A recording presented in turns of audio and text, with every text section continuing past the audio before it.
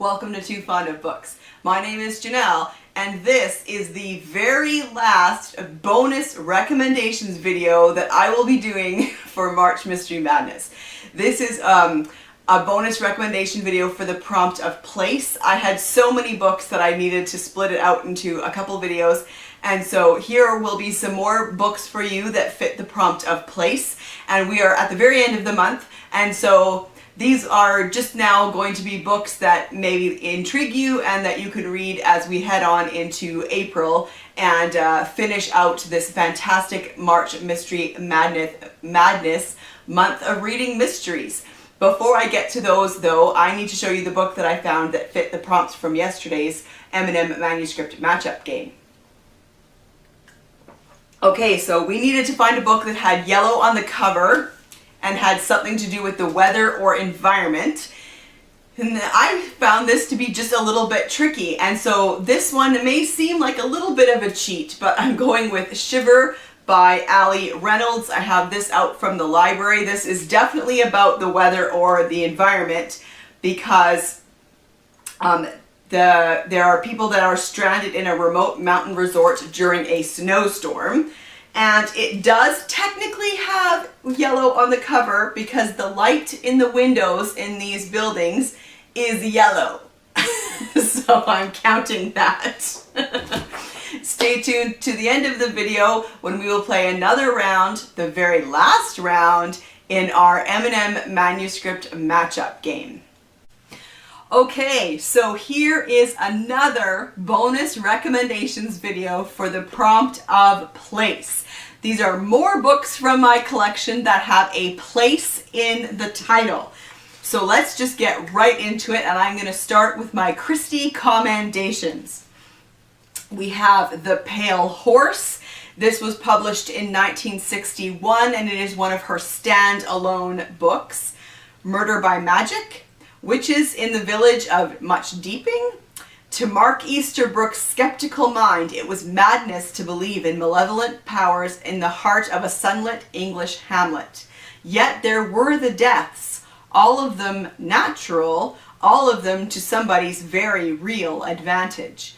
And there was the evidence, a distraught woman's dying words, a priest felled on a London street, the Pale Horse Inn, where 3 women trafficked in uncanny evil. Murder on the Orient Express. This was published in 1934, and it is Hercule Poirot. This is a very famous Agatha Christie, so I probably don't need to tell you very much about it.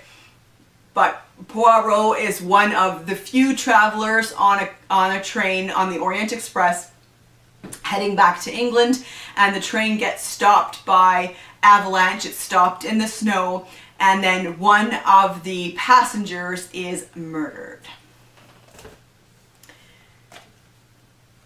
Okay, The Listerdale Mystery. This was published in 1934, and it is a set of short stories, and there are 2 of them in here if you want to just read a short story. The Listerdale Mystery or Philomel Cottage. So we have the curious disappearance of Lord Listerdale, and we have the murder planned at Philomel Cottage. A couple more. Murder in Mesopotamia. This is from 1936. This is the 14th Poirot, and it is set, of course, in the Middle East. In the famed Near East, where once the mighty empire of Babylon held sway and now the eternal desert ruled, the members of a scientific expedition trembled in the tightening grip of terror. Already, one of them, a beautiful woman with a mysterious past, lay dead. All signs pointed to a murderer not of this world, a diabolical murderer who was preparing to strike again. It was at this point that the inimitable Hercule Poirot arrived to embark on this, his most dangerous and baffling case. I think it's funny that the back describes it as a scientific expedition because they're archaeologists.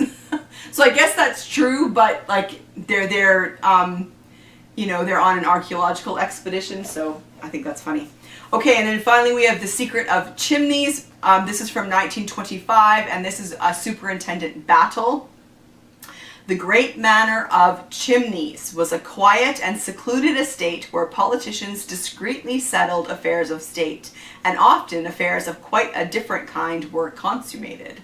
But all was changed when a pack of shocking love letters, a set of scandalous memoirs, and the bloody corpse of a famous man turned Chimneys into a place of murder and menace, a place where the fate of a nation hung on a beautiful woman's innocence or guilt. Okay, let's move to some historical mysteries. This is An Orkney Murder by Alanna Knight. This is from her Rose McQuinn series. This is the third in that series, published in 2003, but set in 1896. Leaving the grime of Victorian Edinburgh behind her, Rose McQuinn makes a long overdue journey to visit her sister Emily, who still lives in their childhood home on Orkney. But on those far-flung isles, Rose does not find the peace and relaxation she hoped for. Instead, events take an unexpectedly sinister turn when an archaeological team excavating a peat bog stumble across the body of a woman. Is it the preserved corpse of the 13th century princess that they had been searching for, or the remains of a much more recently departed lady? In this, the most personal of all her investigations, Rose must continue to dig away the layers of mystery until the truth is finally unearthed, although the revelation of long-buried secrets could forever destroy the lives of those closest to her. Death at Bishop's Keep by Robin Paige. This is the first in a series. This was written in 1994, and you could actually read any from this series for this prompt because they all have a place name in the title. This series is set during Victorian and then Edwardian England. Catherine Ardley is everything the Victorian English gentlewoman is not. Outspoken, free-thinking American, and a writer of the frowned-upon penny dreadfuls. When Kate arrives in Essex, she shocks the household at Bishop's Keep and captures the interest of amateur detective Sir Charles Sheridan as they begin their first case together. A dead body has been uncovered at a nearby archaeological dig. The investigation provides the perfect research for Kate's fiction, but the curious writer may be digging too deep, especially when the trail leads her into a secret occult society known as the Order of the Golden Dawn. Murder at Westminster Abbey by Amanda Carmack. This is the second in her series set in Elizabethan England, and this was written in 2014. 1559. Elizabeth is about to be crowned Queen of England and wants her personal musician, Kate Heywood, to prepare music for the festivities. New to London, Kate must learn the ways of city life and once again school herself as a sleuth. Life at the center of the new royal court is abuzz with ambition and gossip. Very different from the quiet countryside where Kate served Elizabeth during her exile. Making her way among the courtiers who vie for the new queen's favor, Kate befriends Lady Mary Everleigh. Mary is very close to Elizabeth. With their red hair and pale skin, they even resemble each other, which makes Mary's murder all the more chilling. The celebrations go on despite the pall cast over them, but when another redhead is murdered, Kate uncovers a deadly web of motives lurking just beneath the polite court banter and follows the trail of a killer whose grievance can only be answered with royal blood. The Trip to Jerusalem by Edward Marston. This is also set during the Elizabethan time. This was written in 1990, and it's the third in his Nicholas Bracewell series. When plague closes the London theatres, the dramatic companies are forced on the road. The irrepressible actor-manager of Lord Westfield's men, Lawrence Firethorn, urges the company to think of the tour as a pilgrimage, while he is looking on it as a chance to escape from his redoubtable wife. But belts have to be tightened and sacrifices made to take the company touring, and much of the organization falls to the ever-resourceful bookholder, Nicholas Bracewell. The apparent death by plague of one of two young actors in contention for the same place in the company leaves the way open for Christopher Millfield to tour, but also adds fuel to Nicholas's suspicions about the man. From the start, the tour is dogged by difficulties, the kidnapping of an apprentice and the theft of their costumes, leaving them dispirited and calling for Olive Bracewell's ingenuity. But as Westfield's men head north, it becomes increasingly clear that they are unwittingly caught up in a web of intrigue and conspiracy that began with the death of an actor and will not end until they reach York, and Nicholas Bracewell can confront the architect of their woes. Death on Beacon Hill by P.B. Ryan. This is the third in her Gilded Age series, and this was published in 2005. This series is about Boston governess Nell Sweeney. So it is Boston 1869. All of Boston is talking about the murder of Virginia Kimball. Beautiful and sensuous, the actress had many prestigious men wrapped around her bejeweled little finger. Shot in her townhouse, Mrs. Kimball's corpse is mere feet from the body of her maid, Fiona. When investigators find her mistress's diamond necklace in the girl's fists, they can only guess. Miss Kimball caught Fiona trying to steal the jewels, and the two traded shots. Fiona's uncle, the Hewitts' driver, begs the household governess Nell Sweeney to use her connections and clear his dear niece's name. Nell knows there must be more to the story, especially when she learns about Mrs. Kimball's Little Red Book. Now, petrified men all over Boston, once blackmailed by the actress herself, will do whatever it takes to keep this log of trysts shut. And as Nell embroils herself in high society scandal, she must remember her place or end up like Fiona. This is a really good series. I quite enjoyed this one. And there's only 6 books in it. So if you're looking for a short series to kind of binge, this is a good option. Murder at the Brightwell by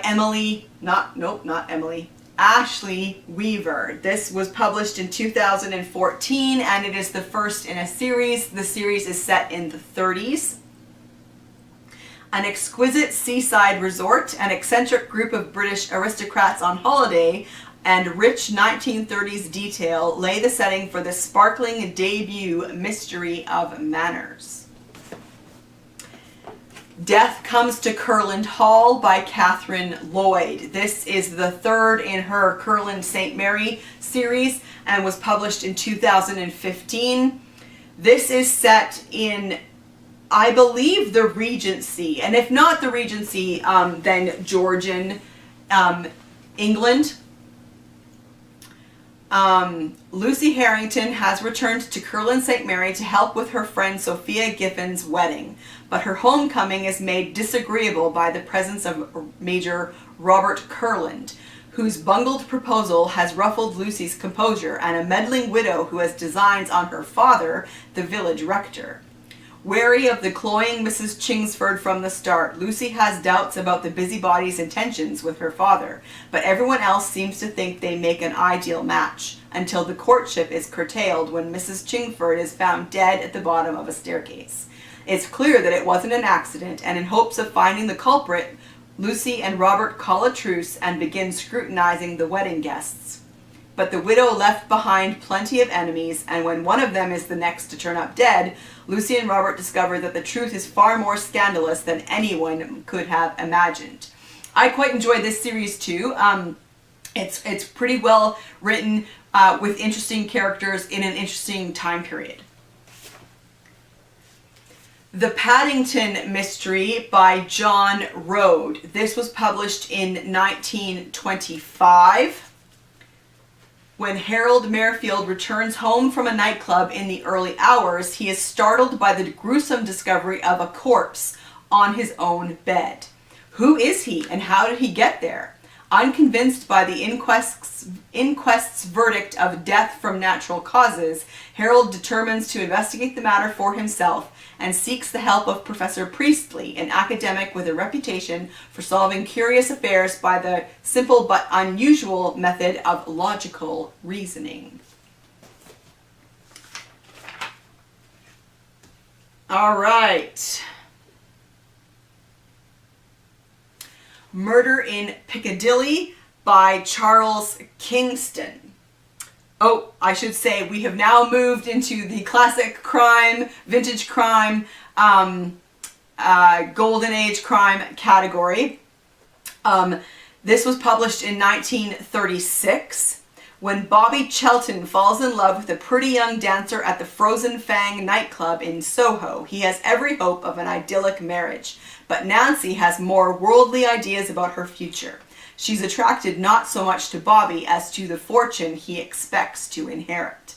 Bobby's miserly uncle Massey stands between him and happiness. He will not relinquish the $10,000 a year on which Nancy's hopes rest. When Bobby falls under the sway of the unprincipled nosy Rusland, the stage is set for murder in the heart of Piccadilly and for Nancy's dreams to be realized. When Chief Inspector Wake of Scotland Yard enters the scene, he uncovers a tangled web of love affairs, a cynical Soho underworld, and a motive for murder. And then we have two from the same author, Death in Zanzibar by M.M. Kaye and Death in Cyprus. So Death in Zanzibar is from 1959.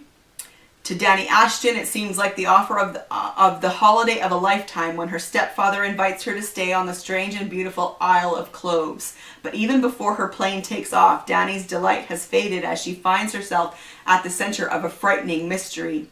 On her arrival at Kivulimi, the House of Shade, her unease turns to terror when she realizes that among the house guests is a dangerous and ruthless murderer. Danny doesn't know whom to trust. And then Death in Cyprus is from 1956.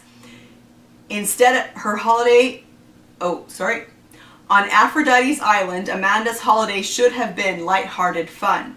Instead, her holiday trip to Cyprus is overshadowed by the unexpected and horrible death of the petulant Julia Blaine, and by the strange and menacing things that are beginning to happen to her, as if she, Amanda, was the person the murderer was after. Then there was the mysterious, deeply attractive Stephen Howard, a painter who didn't quite seem to fit the part. And then we have Mavis Doriel Hayes' Murder on the Cherwell. This is from 1935, and it is set in Oxford, I believe. Yes. For Mrs. Cordell, principal of Persephone College, there are two great evils to be feared: unladylike behavior among her students and bad publicity for the college. So her prim and cozy world is turned upside down when a secret society of undergraduates meets by the river on a gloomy January afternoon, only to find the drowned body of the college bursar floating in her canoe. All right, and then I have a few police procedurals or private detectives. This is The Lewis Man by Peter May. This is the second in his Lewis trilogy, and this is from 2011. The mummified body of a man is discovered in a peat bog on the Isle of Lewis. This is in Scotland. Punctured by several stab wounds, the corpse is initially believed to be more than 2,000 years old, until the police spot the Elvis tattoo on the right arm. Having recently left behind his previous life in Edinburgh, including his career as a detective inspector, native islander Finn MacLeod finds himself once again chasing the past across the beautiful, rugged Outer Hebrides in a hunt for long-buried secrets. This is also set in Scotland. This is M.J. Kincaid's Last Scene in Aberdeen. There are two in this series, and this is the second one. The main character is Sergeant Moray, and this was published in 2004. So we have complex Scottish detective Seth Mornay. After the events of The Last Victim in Glenross, which is the first one, the image-conscious authorities have branded CID Sergeant Mornay a hero, a label he would rather shun. But when Mornay is assigned the high-profile case of a young boy's disappearance, his best efforts fail. The murdered boy's body is found not far from his home. While wading through a list of evasive suspects, Moray's own life threatens to come undone when his long-estranged father becomes a prime suspect in a heroin smuggling case, a situation made worse by the unwelcome return of a bitter adversary to the Campion Police Department. Now, with both his career and his father's life on the block, Mornay must overcome all obstacles, both professional and personal, in the hunt for a child killer. And then last but not least, Murder on the Mediterranean by Alexander Campion. This was published in 2014, and it is the fifth in his Capucine Culinary Mysteries. Escaping the demands of Paris police work, Commissioner Capucine Letellier embarks on a well-deserved Mediterranean cruise. But whenever the renowned inspector goes, murder is sure to be close on the horizon. On the azure waters off the coasts of Corsica and Sardinia, what could be more relaxing and rewarding than traipsing around the Mediterranean, enjoying the local culinary delights? Among the invited bon vivants are Capucine, her husband, the celebrated restaurant critic, her special agent cousin Jacques, a famed bar owner, and even her boss. To all appearances, the table is set for an affair to remember. In the middle of this pleasure cruise, Natalie, the yacht's cook, is lost overboard. A sudden squall is the assumed cause. But once a bullet hole is discovered in her jacket, suspicions quickly shift and the onboard bonhomie suffers accordingly. When a shell casing is uncovered that matches the gun Capucine is authorized to carry for the first time in her stellar career, the hard-working detective finds herself the prime suspect. So there you have it. There are some more recommendations for you for the prompt of person.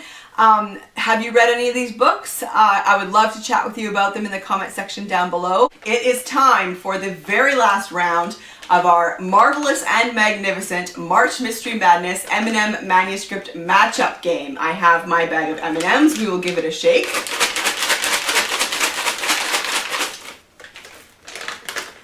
All right. Blue. Blue gives us setting. And blue again gives us a hotel. Okay, so we're gonna need to find a mystery set at a hotel. And brown gives us miscellaneous. And blue gives us animal. Now, we've had that a couple of times this month, so I'm going to try one more time since this is the very last time we're playing. Orange gives us poison. Now, I think we've had that as well, but not as recently, or we've had animal more than once, I think. So let's do this. We are going to need to find a book that is set in a hotel and has to do with poison. So I would love to see the books that you find. If you could put your books in the comment section down below, and I will see you for another video soon. Bye.